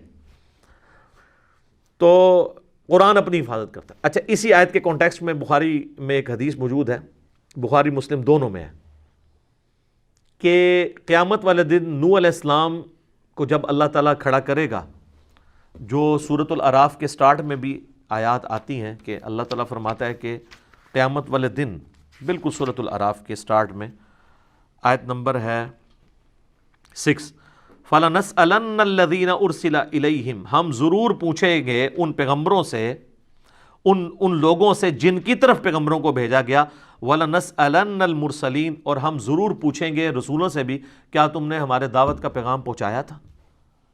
رسولوں سے بھی پرسش ہونی ہے قیامت والے دن، اور امتیوں سے بھی۔ تو بخاری کے الفاظ ہیں، مسلم میں بھی سورہ البقرہ کی آیت نمبر 143 کے تحت کہ قیامت والے دن جب حضرت نوح علیہ السلام سے پوچھا جائے گا نا کہ آپ نے اپنے ماننے والوں کو تبلیغ کی، تو مجھے بتائیں تبلیغ کرنے کا اگر کسی نے حق ادا کیا ہے تو نوح علیہ السلام ہی ہے۔ نوح علیہ السلام کی طرح کی تبلیغ کسی نے نہیں کی ہے۔ سر سورہ نوح پڑھے، بندے کے آنسو نہیں رکتے ہیں۔ سورہ ہود میں پوری ڈیٹیل آئے گی 2 رکوعوں میں، حضرت نوح علیہ السلام کو کتنی تکلیفیں اٹھانی پڑی، 950 سال۔ سر باقیوں کی تکلیفیں تو ختم ہو گئیں، کسی کی عمر جو ہے وہ 63 سال ہوئی، کسی کی 50 سال ہوئی، حضرت عیسیٰ علیہ السلام کو 25 سال میں اللہ نے اٹھا لیا اوپر، لیکن یہ اللہ کا بندہ وہ ہے جس نے 950 سال تک مخالفین کی گالیاں کھائیں، تکلیفیں اٹھائیں، صرف 78 بندے ایمان لے کر آئے۔ اور وہ تو کیا دردناک الفاظ ہیں، اللہ میں نے دن کو بھی بلایا، رات کو بھی بلایا۔ سورہ نوح پڑھ کے دیکھیں، میں نے جتنا بلایا ان کی سرکشی میں اتنی ہی اضافہ ہوا، اور اینڈ پہ ان کا یا اللہ بس اب مجھے اتنا غصہ، اللہ سے وہ عرض کرتے ہیں اللہ ان کی نسلوں میں بھی کوئی ایمان والا پیدا نہیں ہوگا، یہ مجھے پتا ہے۔ کنکلوڈ جس سے ہمارے بریلویوں نے علم غیب نکال لیا، وہ ان کی اسیسمنٹ تھی، علم غیب نہیں نکلتا تھا، انہوں نے کہا یہ اتنے ناہنجار ہیں کہ یہ تو مریں گے تو مرتے ہوئے اور بچے پیدا کریں گے۔ جس طرح باقی بھی تو اسی طریقے سے نا، بریلوی کا بچہ بریلوی ہوتا ہے نا، دیوبندی کا بچہ دیوبندی ہوتا ہے، اہل حدیث کا بچہ اہل حدیث ہی ہوتا ہے۔ بعد میں اللہ تعالیٰ کوئی ہدایت دے دے کسی کو تو وہ فرقہ واریت سے نکلے۔ بخاری کے الفاظ ہیں کہ ہر بچہ فطرت پہ پیدا ہوتا ہے، پیدا ہوتے وقت اس کے ماں باپ اسے یہودی، عیسائی، مجوسی بنا دیتے ہیں، نصرانی بنا دیتے ہیں۔ تو بخاری مسلم کے الفاظ ہیں، اسی آیت کے کانٹیکسٹ میں امام بخاری اس حدیث کو لے کے ہیں کہ نوح علیہ السلام جب کہیں گے نا یا اللہ میں نے پیغام پہنچا دیا، تو قوم نوح کہے گی کہ تیرے بندے نے تو پیغام ہی نہیں ہمارے تک پہنچایا۔ اللہ اکبر، جس کا انکار ہی نہیں سی ہونا چاہیے تھا ان کی قوم انکار کرے گی۔ تو اللہ تعالیٰ کے محبوب صلی اللہ علیہ وآلہ وسلم فرماتے ہیں کہ اس وقت میری امت گواہی دے گی حضرت نوح کے حق میں کہ یہ ان کے ماننے والے جھوٹ بول رہے ہیں۔ ہم گواہی دیتے ہیں کہ حضرت نوح علیہ السلام نے اپنے امتیوں تک پیغام پہنچایا۔ مجھے بتائیں یہ امت کس طرح گواہی دے گی؟ یہ امت حاضر و ناظر تھی، کس بنیاد پہ گواہی دیں گے؟ اللہ کی کتاب پہ۔ تو کتاب پہ، اور جو نبی علیہ السلام نے ہمیں بتایا، اور نبی علیہ السلام کو کس نے بتایا؟ اللہ نے۔ لہذا رسول اللہ بھی اگر گواہی دیں گے نا کسی کے بارے میں، وہ اللہ کے بتائے پہ دیں گے۔ جس طرح وہ تو ہم بھی پھر حاضر و ناظر ہیں، نعوذ باللہ، ہم بھی گواہی دے رہے ہوں گے کہ نوح علیہ السلام، میں نے تو نہیں دیکھا نوح، کسی ویکیا، میں تو نہیں کوئی ویکیا، ہم علم کی بنیاد پہ گواہی دے رہے ہوں گے۔ تو رسول اللہ بھی اس علم کی بنیاد پہ جو اللہ نے ان پہ نازل کیا ہے۔ سورہ یوسف کا آغاز ہی اس سے ہوتا ہے کہ نبی ہم نے حضرت یوسف کا تم سے واقعہ بیان کرنے لگے ہیں، آپ اور آپ کی قوم لا علم تھے، غافل تھے اس قرآن کے نزول سے پہلے کہ یوسف علیہ السلام کیوں جو ہے وہ یروشلم سے مصر تک پہنچ گئے تھے۔ تو اس سے حاضر و ناظر کہاں سے؟ یہ تو بالکل الٹ باتیں ملتی ہیں۔ سورہ قصص میں آئے نبی نہ تم وہاں موجود تھے، نہ تم وہاں پہ دیکھ رہے تھے جب ہم نے حضرت موسیٰ علیہ السلام کو کوہ طور کے پاس پکارا تھا اور وہاں پہ ان کو ہم نے تورات دی تھی۔ یہ ماننے کے لیے تیار ہی نہیں ہوتے، الٹا تحریف کر دیتے ہیں۔ میں نے کئی بار بتایا، مفتی احمد یہاں نعیمی صاحب نے سورہ قصص کی اس آیت کی تحریف کر دی ہے۔ انہوں نے آدھی آیت لکھی ہے، آیت نمبر 44 ہے یہ، جس میں اے نبی تم نہ موجود تھے اور نہ دیکھ رہے تھے۔ انہوں نے دیکھ رہے کو صرف آدھی آیت لکھی ہے، اے نبی تم وہاں موجود نہیں، تو کہا کہ اس میں تو یہ لکھا ہے کہ موجود نہیں تھے، یہ تو نہیں لکھا کہ وہاں شاہد نہیں تھے۔ آگے لکھا ہے وما کنت من الشاہدین، تو شاہدوں میں بھی شامل نہیں تھا۔ آپ اندازہ کریں بندہ اس لیول کے اوپر اگر کوئی بندہ اتر آئے تو اب آپ اس کو کہیں گے کہ مطلب اس کو یہ بھول پن میں اس نے یہ کر دیا، نعوذ باللہ من ذالک۔ یہ تو جان بوجھ کے یہ لوگ کرتے ہیں، اعوذ باللہ من الشیطان الرجیم۔ وما کنت بجانب الغرب، یہ سورہ قصص کی آیت نمبر 44۔ اے نبی تم مغربی جانب نہیں تھے کوہ طور کے، اذ قضینا الی موسیٰ، جب ہم نے موسیٰ کی طرف وحی کی تھی، الامر جو وحی کا امر بھیجا، وما کنت من الشاہدین، اور نہ وہاں پہ دیکھ رہے تھے۔ وما کنت من الشاہدین اس نے عربی بھی نہیں لکھی، اور صرف پہلا حصہ لکھا کہ اس میں تو یہ لکھا ہے کہ حضور وہاں موجود نہیں تھے، ہمارا بھی یہ عقیدہ ہے کہ حضور وہاں موجود نہیں، لیکن دیکھ رہے تھے، کیونکہ یہاں یہ تو نہیں لکھا کہ وہ شاہد نہیں تھے، اور لکھا ہوا ہے اتنی سی آیت اس کو بھی آدھا کر کے لکھ دیا۔ آج بھی جال آپ کھول رہے ہیں، حاضر و ناظر کی بحث پڑھیں تو آپ کو شروع میں ہی مل جائے گا آدھی آیت لکھی ہوئی جو ان کے خلاف جا رہی تھی، تو انہوں نے آیت ہی آدھی کر دی، اور اس آیت کے نے جو لکھا تھا اس کے الٹ لکھ دیا۔ تو نبی علیہ السلام کی امت گواہی دے گی، تو حضور علیہ السلام فرمایا میری امت گواہی دے دے گی حضرت نوح علیہ السلام کے حق میں کہ یہ سچے ہیں، ان کی امت جھوٹ بول رہی ہے۔ تو امت گواہی علم کی بنیاد پہ دے رہی ہے، وحی کی بنیاد پہ دے رہی ہے جو نبی علیہ السلام کے ذریعے پہنچا۔ تو نبی علیہ السلام کیوں گواہی دے رہے ہوں گے کہ نبی علیہ السلام بھی وہاں پہ موجود نہیں تھے، ان کو قرآن ان پہ نازل ہوا تھا، اس سے ان کو پتا تھا۔ ورنہ تو بخاری مسلم میں کتنی احادیث ہیں کہ قیامت الدین میرے حوض کوثر پہ میرے صحابہ میں سے لوگ لائے جائیں گے، میں ان کی شکلیں پہچانتا ہوں گا، میں جب ان کو مشروب پلانے لگوں گا تو مجھے بتایا جائے گا کہ آپ کے بعد یہ دین سے الٹے قدم پھر گئے تھے، میں کہوں گا سحقا سحقا لمن غیر بعدی۔ اس پہ عبداللہ ابن عباس کے الفاظ ہیں کہ یہ وہ لوگ ہیں جو حضرت ابوبکر کے زمانے میں مرتد ہو گئے تھے، فتح مکہ پہ مسلمان ہوئے، قانوناً صحابی بنے، لیکن بعد میں مرتد ہو گئے۔ تو نبی علیہ السلام کو تو نہیں پتا ہوگا کہ یہ میرے بعد یہ ہو گئے تھے، وہ تو اس وقت فرشتے بتائیں گے کہ آپ کو نہیں پتا، اور آپ بھی آگے سے کہیں گے، بخاری مسلم کے الفاظ ہیں دوسرے طریق کے اندر، کہ میں پھر اس وقت وہی کہوں گا جو عیسیٰ ابن مریم کہیں گے کہ اللہ جب تک میں ان میں موجود تھا ان پہ گواہ تھا، جب تو نے مجھے اٹھا لیا تو ہی پر گواہ تھا، یہ تیرے بندے ہیں، چاہے انہیں عذاب دے یا بخش دے۔ وہ جو آیت ہے نا سورہ مائدہ کے آخری رکوع کی، حضور علیہ السلام کہتے ہیں میں بھی وہی آیت تلاوت کروں گا جو عبد صالح عیسیٰ ابن مریم کہیں گے۔ تو عبد صالح عیسیٰ ابن مریم اپنے ماننے والوں کے بارے میں کہہ رہے ہوں گے، اور نبی علیہ السلام اپنے ماننے والوں کے بارے میں۔ سر یہ حدیث بخاری مسلم کی جب عبداللہ ابن ابی ملیکہ تابعی بیان کیا کرتے تھے نا، تو بخاری مسلم کے الفاظ ہیں، وہ ساتھ یہ بولا کرتے تھے اے اللہ ہم تجھ سے دعا کرتے ہیں کہ تیرے نبی کی وفات کے بعد ان کے دین سے الٹے قدم نہ پھریں۔ وہ ساتھ دعا کیا کرتے تھے حدیث روایت کر کے، اور ان کی دعا بخاری مسلم میں روایت ہوئی ہے۔ ہم بھی اللہ سے دعا کرتے ہیں کہ اللہم من احییتہ منا فاحیہ علی الاسلام ومن توفیتہ منا فتوفہ علی الایمان، آمین ثم آمین۔ وما جعلنا القبلۃ التی کنت علیہا، اور جس قبلے پہ ہم نے آپ کو پہلے رکھا تھا، یعنی کچھ عرصے کے لیے یروشلم کی طرف، وہ کس لیے تھا؟ الا لنعلم من یتبع الرسول، صرف یہ جانچنے کے لیے کون رسول اللہ کی اتباع کرتا ہے۔ تم عمارتوں کے پیچھے بھاگتے ہو یا اللہ کے رسول کے پیچھے بھاگتے ہو؟ رسول اللہ اگر کہہ رہے ہیں کہ مشرق میں قبلہ ہے تو مشرق میں ہے، اگر وہ کہہ رہے ہیں مغرب میں ہے تو مغرب میں ہے، عمارتوں کے ساتھ کوئی لینا دینا نہیں ہے۔ ممن ینقلب علی عقبیہ، اور کون ہے جو الٹے قدم پھیرتا ہے رسول اللہ کو چھوڑ کے، نعوذ باللہ۔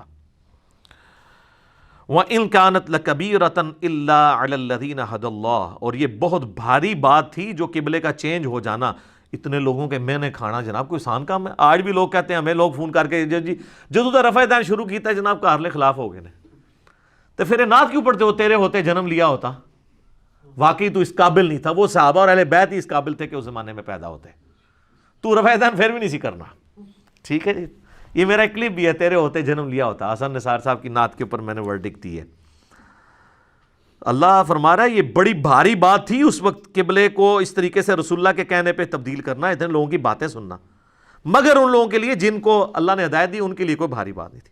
وما کان اللہ لیضیع ایمانکم، اور اللہ تعالیٰ تمہارے ایمان کو ضائع نہیں کرے گا۔ یہ کیوں تھا اس وقت؟ یہ چیما گوئی بھی شروع ہوگی کہ جو 17 مہینے سے نمازاں پڑھ دینا وہ غلط ہو گئی ہے نا، وہ بھی اللہ نے کلیئر کیا کہ بھئی وہ اللہ کے حکم سے تھی، وہ کوئی ضائع نہیں ہوئی ہے، وہ بھی ٹھیک ہے یہ بھی ٹھیک ہے، کیونکہ اس وقت اللہ نے وہ قبلہ بنایا تھا، اب یہ اللہ نے واپس قبلہ اول کو واپس کر دیا قبلہ اوسط سے۔ ان اللہ بالناس لرؤوف الرحیم، بے شک اللہ تعالیٰ اپنے بندوں پر بہت ہی مہربان اور رحم فرمانے والا ہے۔ اب آپ انداز محبوبیت دیکھیے، قد نرا تقلب وجہک فی السماء، اے نبی ہم آپ کا بار بار آسمان کی طرف چہرہ اٹھانا دیکھ رہے ہیں، وہی کا انتظار کر رہے تھے، اور کس لیے چہرہ اٹھا رہے تھے؟ کہ تاکہ اللہ کی طرف سے حکم آئے اور یہ قبلہ واپس ابراہیمی قبلہ ہو جائے۔ فَلَنُوَلِّيَنَّكَ قِبْلَةً تَرْضَاهَا، ہم ضرور پھیر دیں گے اس قبلے کو اسی طرف جو آپ کی خواہش ہے، ان قریب پھیر دیں گے۔ اور ساتھ ہی پھر کہہ دیا فَوَلِّ وَجْهَكَ شَطْرَ الْمَسْجِدِ الْحَرَامِ، بس ابھی پھیر لیجئے اپنا چہرہ اسی پسندیدہ قبلے کی طرف، مسجد الحرام کی طرف جو آپ کی خواہش ہے۔ وَحَيْثُ مَا كُنْتُمْ، اور اے مسلمانوں تم جہاں کہیں بھی ہو، فَوَلُّوا وُجُوهَكُمْ شَطْرَ، تو نماز کے لیے اپنا چہرہ مسجد حرام کی طرف کر لیا کرو۔ اچھا یہ خانہ کعبے کا ذکر نہیں ہے، مسجد حرام کا ہے، وہ پوری مسجد قبلہ ہے۔ مسجد کے اندر جو کھڑا ہوگا نا اس کے لیے قبلہ وہ چوکور عمارت ہے، لیکن جو مسجد کے باہر ہے نا اس نے صرف مسجد کی طرف منہ کرنا ہے تو اس کا قبلہ ہو گیا مسجد حرام، ورنہ وہ قبلہ تو وہ ایک 55 فٹ کی ایک عمارت ہی ہے نا چھوٹی سی، لیکن مسجد حرام کو کہا گیا وہ پوری مسجد۔ وَحَيْثُ مَا كُنْتُمْ، اور تم جہاں کہیں بھی ہو تم نے اپنا چہرہ اسی مسجد کی طرف کرنا ہے۔ وَإِنَّ الَّذِينَ أُوتُوا الْكِتَابَ لَيَعْلَمُونَ أَنَّهُ الْحَقُّ مِنْ رَبِّهِمْ، یہ وہی بات جو میں نے تمہید میں بتائی تھی، اور بے شک جو اہل کتاب ہیں وہ یہ جانتے ہیں کہ یہ جو کچھ ہو رہا ہے یہ بالکل حق بات یہی ہے کہ قبلہ اصل میں ابراہیمی یہی ہے جو اب تمہارا ہم نے کر دیا ہے۔ وَمَا اللَّهُ بِغَافِلٍ عَمَّا يَعْمَلُونَ، اور اللہ کو ان کے کرتوتوں سے کوئی غفلت نہیں، اللہ کو پتہ ہے یہ چیما گوئیاں اندر کرتے ہیں کہ اگر یہ ابراہیمی تھا تو قبلہ ہمارا کیوں لے رہا ہے، ان کو اندر سے یہ بات پتہ ہے کہ یہ حق بات یہی ہے۔ جس طرح لوگوں کو پتہ ہے کہ اندر بخاری مسلم کے اندر کیا لکھا ہوا ہے، تو اسی لیے وہ پھر آپ کو علماء آپ کے کہتے ہیں کہ اس کو پڑھنا نہیں ہے، گمراہ ہو جاؤ گے، کیونکہ ان کو پتہ ہے کہ کتابوں کا خدا اور ہے اور بابوں کا خدا اور۔ اچھا لہٰذا یہ بھی بات پتہ چلی اس سے کہ یہ جو شرعی مسئلہ ہے کہ آپ نے قبلہ رخ ہو کے نماز پڑھنی ہے، ویسے تو اجماع امت سے بھی ہمیں پتہ ہے، یہ قرآن کے اندر بھی مسئلہ آ گیا، اور یہ 3 دفعہ آیت ریپیٹ ہوگی آگے چل کے کہ جب کبھی کہیں نماز کے لیے کھڑے ہو مسجد الحرام، اور یہ مسلمانوں کی یونٹی کا سمبل ہے۔ میں کہتا ہوں 2 مسلمانوں کے یونٹی کے سمبل ہیں، نمبر 1 عربی زبان، اسی میں حکمت ہے کہ عربی میں نماز پڑھی جائے، نماز کے بعد آپ جو مرضی کریں دعائیں جس مرضی، لیکن نماز یونٹی، تاکہ اگر ایک چائنی پڑھ رہا ہے نا سورۃ الفاتحہ تو وہ عربی میں پڑھ رہا ہو تو پیچھے جو پاکستانی کھڑا ہے اس کو چائنی نہیں آتی، لیکن جو وہ پڑھ رہا ہے دونوں ایک پیج کے اوپر ہے۔ اور دوسرا مسلمانوں کی یونٹی کا سمبل قبلہ ہے، ورنہ تو آپ دیکھیں آپ کہیں نماز پڑھنے لگیں تو وہاں پہ بھی مختلف رائے ہوگی، کوئی صاف اس طرح بچھا دے گا، کوئی اس طرح بچھا دے گا۔ اب کبھی یہ لڑائی ہوئی ہے؟ سیدھی بات ہوتی ہے قبلہ کہڑے پاسے اس پاسے، کبھی یہ ڈسکشن ہی نہیں ہوتی۔ ورنہ آپ ذرا امیجن کریں کہ آپ کوئی بلڈنگ بنائیں، کوئی مسجد بنائیں، کوئی پلاٹ لیں، تو ہر دفعہ یہ جھگڑا ایک بندہ کہ نہیں یار ادھروں سورج ایتھوں پہ نکل ہے نا، ایتھے دھوپ صحیح ہوندی سردیاں، ایتھے گرمی دھوپ پیندی ہے، تسی انج کر لو انج کر لو، وہ اب لوگ بھول ہی جاتے ہیں کہ سورج جدھر سے مرضی نکل رہا ہے، جدھر مرضی جا رہا ہے، وہ کہتے ہیں نہیں مسجد ایسے ہی بنے گی، ورنہ تو اسی پہ جھگڑے ہوتے ہیں نا۔ بڑھے نے کہنا سی جی اسی تے سیکا لینا ہوندا دھوپ دا، تو تسی جناب قبلہ اس پاسے کر لو، کیونکہ زور اثر وچ جدوں اونج کرو گے تو وہ ادھر ہو جائے گا، ٹھیک ہے۔ جس طرح ہمارے لیے اب آزمائش بنتی ہے نا، عصر کی نماز میں سورج نیچے ہوتا ہے، عموماً بلڈنگ اس طرف ہوتی ہے، تو جو لوگ انڈیا پاکستان بنگلہ دیش کے لوگ ہیں نا ان کے لیے دھوپ اس طرح اویلیبل نہیں ہوتی، زور میں تو ہوتی ہے عصر میں نہیں، لیکن جو شام کی سائڈ پہ لوگ رہ رہے ہیں دوسری طرف، ادھر ان کا کیا مسئلہ ہوگا، ان کی کمر کی طرف سورج جو ہے وہ غروب ہو رہا ہے، کیونکہ ان کے لیے مشرق میں قبلہ ہے، ہمارے لیے مغرب میں قبلہ ہے، تو یہ جھگڑے ہی بنے رہنے تھے، تو اللہ نے جھگڑے ہی ختم کر دیا، مسلمانوں کی یونٹی کا سمبل ہے۔ اس لیے ہم نے جو نماز کا پریکٹیکل ریکارڈ کروایا نا، اس میں جب میں نے کہا نا قبلہ رخ کھڑے ہوں، ٹھیک ہے، تو اس میں ہم نے یہ آیت بھی ڈسپلے کروائی تھی کہ یہ قرآن کے اندر آیا سورۃ البقرہ میں، وَلَئِنْ آتَيْتَ الَّذِينَ أُوتُوا الْكِتَابَ بِكُلِّ آیَةٍ، اوئے ہوئے، اگر تم اہل کتاب کے سامنے تمام دلیلیں لے آؤ، ہر طرح کی دلیلیں، ما تبعوا قبلتک، وہ کبھی بھی تمہارے قبلے کی تب بھی پیروی نہیں کریں گے، حالانکہ ان کو پتہ بھی ہے، کیونکہ سوئے ہوئے شخص کو آپ جگا سکتے ہیں، جو بندہ جاگا ہوا ہے اور کونا بن کے لیٹا ہے آنکھیں بند کر کے، اس کو نہیں آپ جگا سکتے۔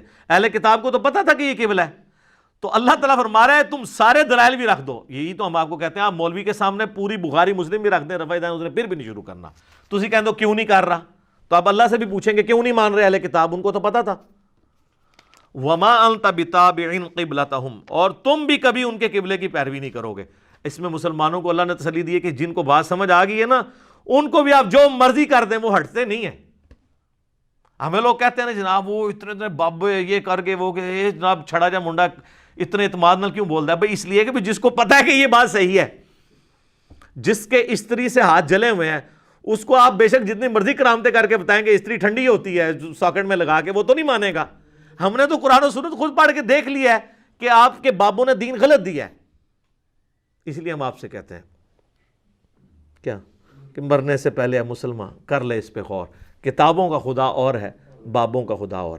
اچھا یہ جو لوگ کہتے ہیں نا علی اتنے کانفیڈنس سے بولتا ہے، یہ قرآن بھی کہہ رہا ہے کہ جس طرح وہ کانفیڈنٹ ہے نا اپنی جہالت پہ، تو اے ایمان والو تم بھی کبھی ان کے قبلے کی پیروی نہیں کرو گے. تمہیں یہ بات اللہ نے جب نازل کر دی ہے تم بھی اب ان کی بات نہیں مانو گے.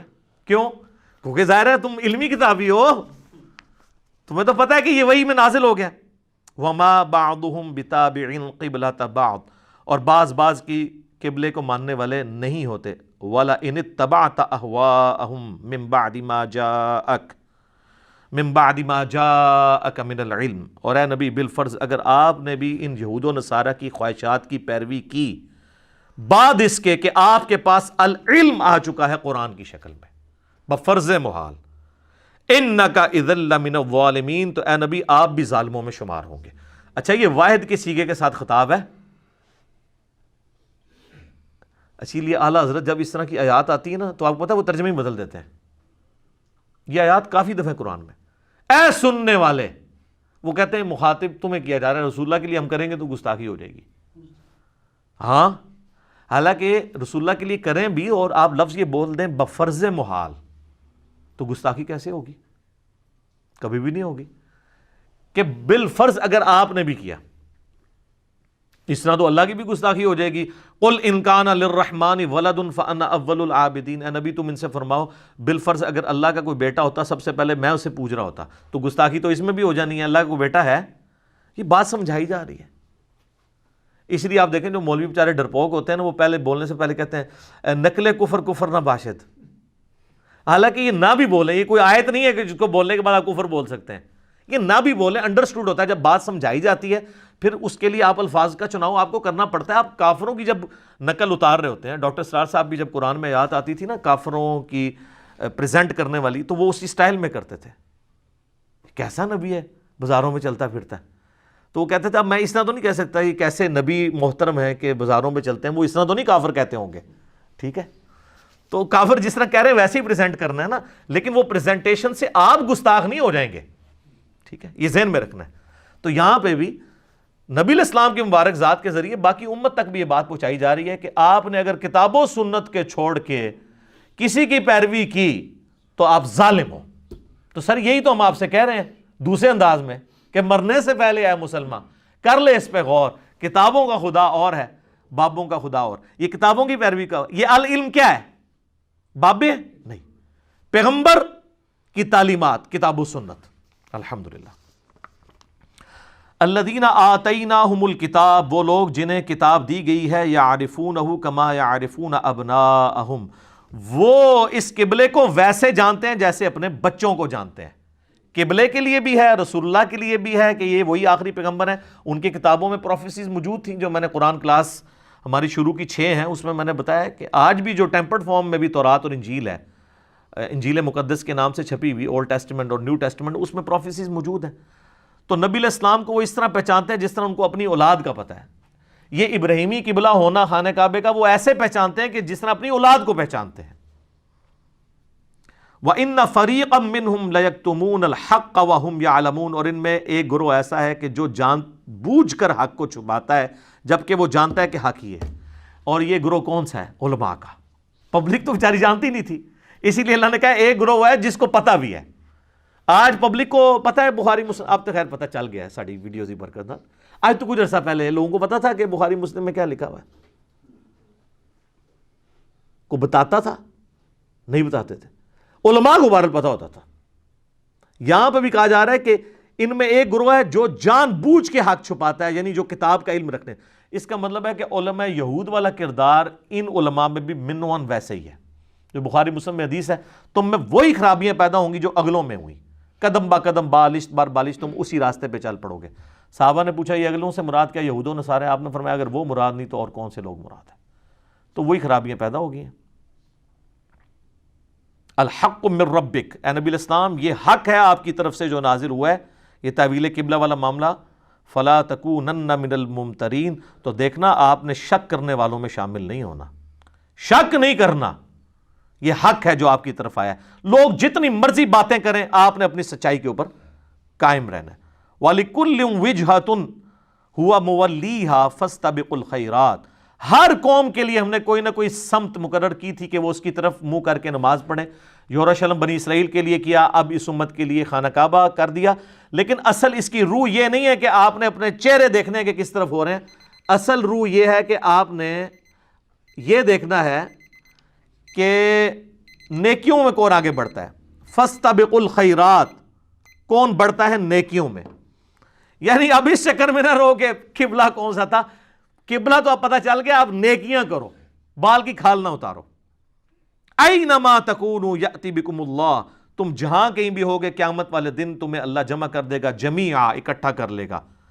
ان اللہ علی کل شیء قدیر، بے شک اللہ تعالیٰ ہر چیز پر قادر ہے. ومن حیث خرجت فولی وجہک شطر المسجد الحرام، پھر رپیٹ ہوگی بات. آپ جب مکے سے باہر کسی بھی جگہ پر ہو تو آپ نے اپنا چہرہ نماز کے لیے مسجد حرام کی طرف کرنا ہے. وَإِنَّهُ لَلْحَقُّ مِن رَبِّكَ، اور یہ بے شک حق ہے آپ کے رب کی طرف سے. سر کتنا قبلے کے اوپر زور دیا جا رہا ہے. وَمَا اللَّهُ بِغَافِلٍ عَمَّا تَعْمَلُونَ، اور اللہ تعالیٰ ان اعمال سے بے خبر نہیں ہے جو تم کر رہے ہو. وَمِنْ حَيْثُ خَرَجْتَ فَوَلِّ وَجْهَكَ شَطْرَ الْمَسْجِدِ الْحَرَامِ، پھر دیکھیں تاکید. تم جہاں کہیں بھی ہو مکے کی سرزمین سے باہر تو تم نے مسجد حرام کی طرف اپنا چہرہ کرنا ہے. وَحَيْثُ مَا كُنْتُمْ فَوَلُّوا وُجُوهَكُمْ شَطْرَهُ، اور جہاں کہیں پر بھی تم ہو تم اپنا چہرہ اسی مسجد کی طرف کر. میں لگا کوئی 8-10 دفعہ مختلف انداز میں ریپیٹ ہو چکا ہے. لِأَلَّا يَكُونَ لِلنَّاسِ عَلَيْكُمْ حُجَّةٌ، یہ اس لیے ہم نے قبلہ مقرر کیا تاکہ لوگوں کے پاس تمہارے خلاف کوئی حجت نہ رہ جائے. کیا حجت؟ جو اندر یہ باتیں کرتے تھے کہ اصل قبلہ تو خانہ کعبہ تھا، یہ ہمارے طرف کر رہے ہیں. اگر یہ واقعی ابراہیمی ہوتے تو اللہ نے فرمایا یہ جو ان کی چھپی ہوئی دلیل ہے نا تمہارے خلاف، یہ قیامت تک کے لیے ختم ہو جائے. قبلہ ہم نے چینج کر دیا ہے تاکہ لوگوں کے پاس کوئی حجت نہ رہے کہ یہ واقعی ابراہیمی ہے. تو دیکھو ابراہیمی قبلہ آ بھی گیا واپس، قبلہ اول واپس آ گیا. قبلہ اول بھی کعبہ، قبلہ آخر یعنی فائنل قبلہ بھی کعبہ ہے، قبلہ اوسط یروشلم ہے. الا الذین ظلموا، یہ وہ بات جو میں نے کہی تھی. ہاں جو ظالم لوگ ہیں، فلا تخشوہم، ان سے نہیں تم نے خوف کھانا. وخشونی، تم نے میری خوف رکھنا ہے. اللہ کہہ رہا ہے جو ظالم ہے نا وہ پھر بھی دل بھائی مانتے اجتا ٹیرو کہن گے آٹا گوندیا ہلدی کیوں ہے، ان کی پرواہ تم نے نہیں کرنی. والی اتم نعمتی علیکم، اور یہ اس لیے کہ میں تاکہ اپنی نعمت تم پر تمام کروں. ولعلکم تہتدون، تاکہ تم راہ راست پر قائم رہو. 151 نمبر آیت 150 آیت کے اوپر ہم کنکلوڈ کرتے ہیں انشاءاللہ. اگلی آیات چونکہ ایک ڈیفرنٹ ٹاپک ہے وہ انشاءاللہ اگلی دفعہ کریں گے. یہ دیکھ لیں وہی بات ریپیٹ ہوئی ہے کہ لوگوں کا آپ نے غم نہیں کھانا، سچائی پہ ڈٹے رہنا ہے. لوگوں نے باتیں کرنے سے باز نہیں آنا. وہ ایک گورے کا قول ہے کہ اگر میں راستے میں چلنے والے ہر بھونکنے والے کتے کا جواب دینا شروع کر دوں تو میں اپنی منزل پہ نہیں پہنچ سکتا. تو اللہ تعالیٰ نے کیا زبردست بات کی ہے. لوگوں کا آپ نے خوف خدشہ نہیں رکھنا کہ یار لوکی کی کہیں گے، اور اللہ کو پتا ہے اس کے باوجود کہیں گے. اسی لیے تو دوسرے بارے کا سٹارٹ اس سے ہو رہا ہے. ان قریب کہیں گے بے وقوف لوگ، اللہ کو پتا تھا کہیں گے، لوگ نہیں باز آتے. ٹھیک ہو گیا جی. اللہ تعالیٰ سے دعا جو حق بات میں نے کہی اللہ تعالیٰ ہمارے دلوں میں راسخ فرمائے. اگر جذبات میں میرے منہ سے کوئی غلط بات نکل گئی تو اللہ تعالیٰ ہمارے دلوں سے محو کر دے. ہمیں کتاب و سنت کی تعلیمات پر عمل کر کے دوسرے بھائیوں تک پہنچانے کی توفیق عطا فرمائے. سبحانک اللہم و بحمدک، اشہد ان لا الہ الا انت، استغفرک و اتوب الیک، وما علینا الا البلاغ المبین. جزاکم اللہ خیرا.